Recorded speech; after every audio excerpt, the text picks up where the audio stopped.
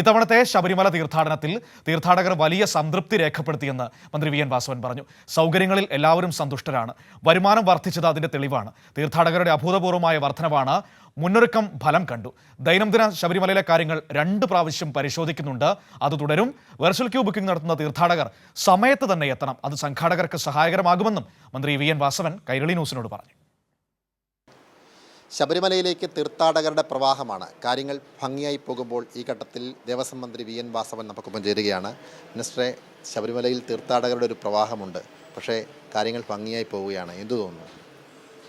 പൊതുവിൽ ഇതുവരെയുള്ള തീർത്ഥാടകരുടെ അനുഭവങ്ങൾ അവർ പങ്കുവച്ചതിൽ മുമ്പ് ഏതൊരു കാലഘട്ടത്തേക്കാളുപരി എല്ലാ സൗകര്യങ്ങളും പശ്ചാത്തല സൗകര്യങ്ങളും എല്ലാം ഉറപ്പാക്കി തികഞ്ഞ സമൃദ്ധിയോടെയാണ് ഞങ്ങൾ ദർശനം കഴിഞ്ഞ് മടങ്ങി വരുന്നത് എന്നാണ് തീർത്ഥാടകർ പൊതുവിൽ അഭിപ്രായപ്പെട്ടത്.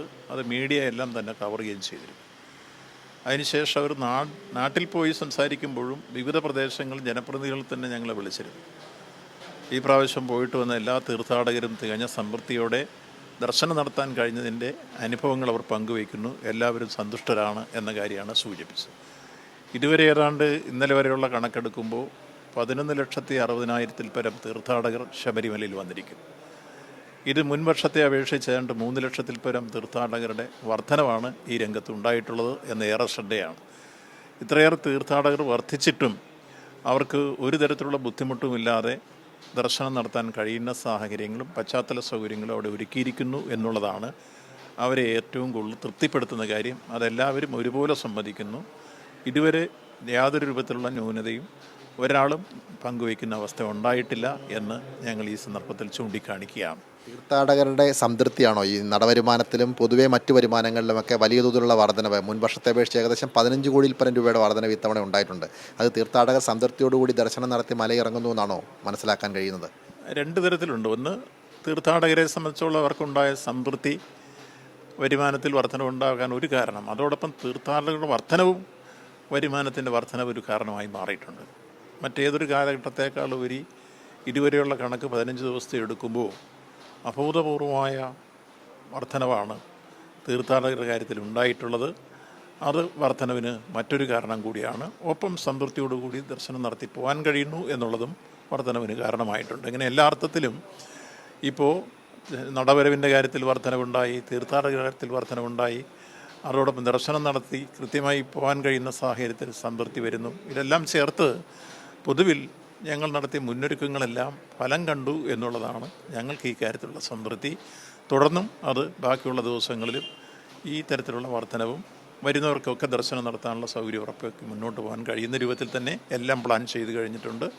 കൃത്യമായി ചുമതലപ്പെടുത്തിയ ഉദ്യോഗസ്ഥന്മാരെല്ലാം ആ ഡ്യൂട്ടികൾ അവരവർ ഭംഗിയായി നിർവഹിക്കുകയും ചെയ്യുന്നുണ്ട് എന്ന് ഞങ്ങൾ ഈ സന്ദർഭത്തിൽ പരിശോധിച്ചപ്പോൾ മനസ്സിലാക്കാൻ കഴിഞ്ഞിരിക്കുന്നു. മന്ത്രി എന്ന നിലയിൽ ദൈനംദിനം ശബരിമലയിലെ കാര്യങ്ങൾ കൃത്യമായി ചോദിച്ചു മനസ്സിലാക്കുന്നുണ്ടോ? എല്ലാ ദിവസവും എനിക്ക് ഡെയിലി റിപ്പോർട്ട് 2 തരത്തിൽ കിട്ടും. ഒന്ന് ദേവസ്വം ബോർഡ് പ്രസിഡൻറ്റിൻ്റെ ഭാഗത്ത് നിന്ന് കിട്ടും, ഓഫീസർമാരുടെ ഭാഗത്ത് നിന്ന് കിട്ടും, അതുപോലെ പോലീസിൻ്റെ ഭാഗത്ത് നിന്ന് കിട്ടുന്നുണ്ട്. അങ്ങനെ എല്ലാ അർത്ഥത്തിലും പിന്നെ ഒരു ക്രോസ് ചെക്കിങ് ഞാൻ നടത്തുന്നുണ്ട്. ഇവരെല്ലാം തരുന്ന റിപ്പോർട്ടുകൾ ശരിയാണോ എന്ന് പരിശോധിക്കാനുള്ള മറ്റ് സംവിധാനങ്ങളും നമുക്കവിടെ ഉണ്ട്. അങ്ങനെ എല്ലാ ദിവസവും രാവിലെയും വൈകിട്ടും അവിടുത്തെ ദർശനത്തിൻ്റെ സൗകര്യങ്ങൾ, എത്ര തീർത്ഥാടകർ വരുന്നു, എത്ര വരുമാനം ഉണ്ടായിട്ടുണ്ട്, എന്തെങ്കിലും വിഷമങ്ങളുണ്ടോ, ഇത് ഡേ ടു ഡേ ഞങ്ങൾ 2 നേരം പരിശോധിച്ചാണ് എന്നെ സംബന്ധിച്ചോളം ഞാൻ ഈ കാര്യത്തിൽ ഇടപെട്ടുകൊണ്ടിരിക്കുന്നത്. അത് തുടർന്നും നടത്തിക്കൊണ്ടേയിരിക്കും. ഇന്നിപ്പം ADGP പറയുന്നു, ഒപ്പം തന്നെ ദേവസ്വം ബോർഡ് പ്രസിഡന്റ് പറഞ്ഞു, ഈ ബുക്ക് ചെയ്യുന്ന തീർത്ഥാടകർ കൃത്യസമയം പാലിക്കാതെ ഏതെങ്കിലുമൊക്കെ സമയത്ത് 1-2 ദിവസം താമസിച്ച് വരികയോ അല്ലെങ്കിൽ നേരത്തെ വരികയോ ചെയ്യുന്നു. അത് മറ്റ് തീർത്ഥാടകർക്കും പോലീസിനുമൊക്കെ ബുദ്ധിമുട്ടുണ്ടാക്കുന്നുണ്ട്. കൃത്യസമയം പാലിക്കാൻ എല്ലാവരും തയ്യാറാകണമെന്ന് മിനിസ്റ്റർക്ക് എന്താണ് ഈ കാര്യത്തിൽ പറയാനുള്ളത്? ഞങ്ങൾ നേരത്തെ തന്നെ പത്രദ്വാരായും മാധ്യമങ്ങൾ, ദൃശ്യമാധ്യമങ്ങൾ വഴിയൊക്കെ ഈ ഒരു ന്യൂനത ഞങ്ങൾ ചൂണ്ടിക്കാണിച്ചിരുന്നു. ഒന്ന്, ബുക്ക് ചെയ്തിരുന്നവർ ചിലർ വരാതിരിക്കുന്നു, വരുന്നവർ തന്നെ സമയത്ത് വരാതിരിക്കുന്നു. ഇത് രണ്ടും സംഘാടകർക്കുണ്ടാകുന്ന ഒരു ബുദ്ധിമുട്ട്, പ്രശ്നങ്ങൾ ശ്രദ്ധയിൽപ്പെടുത്തി വീണ്ടും വീണ്ടും ഇതിൻ്റെ പ്രചരണങ്ങൾ, ബോധവൽക്കരണങ്ങൾ നടന്നുകൊണ്ടിരിക്കുകയാണ്. മറ്റൊന്ന്, പമ്പയിലും പരിസര പ്രദേശങ്ങളിലും അവർ ഉപേക്ഷിച്ച് പോകുന്ന വസ്ത്രങ്ങളുടെ പ്രശ്നം, അത് പാരിസ്ഥിതിക പ്രശ്നങ്ങൾ ഉണ്ടാകുന്നു. പൊല്യൂഷൻ കൺട്രോൾ ബോർഡുകാർ നേരത്തെ ശ്രദ്ധപ്പെടുത്തിയിരുന്നു.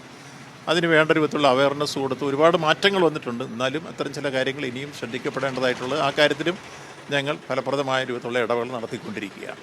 റോപ്പയുടെ നിർമ്മാണം ഈ തീർത്ഥാടന കാലത്ത് തന്നെ ഉണ്ടാകുമെന്ന് മിനിസ്റ്റർ നേരത്തെ വ്യക്തമാക്കിയിരുന്നു. അതിൻ്റെ നിർമ്മാണോദ്ഘാടനം ഈ തീർത്ഥാടന കാലത്ത് തന്നെ ഉണ്ടാകുമോ? ത്വരിതഗതിയിൽ അതിൻ്റെ ഫയലുകളുടെ പ്രവർത്തനം നീക്കിക്കൊണ്ടിരിക്കുകയാണ്.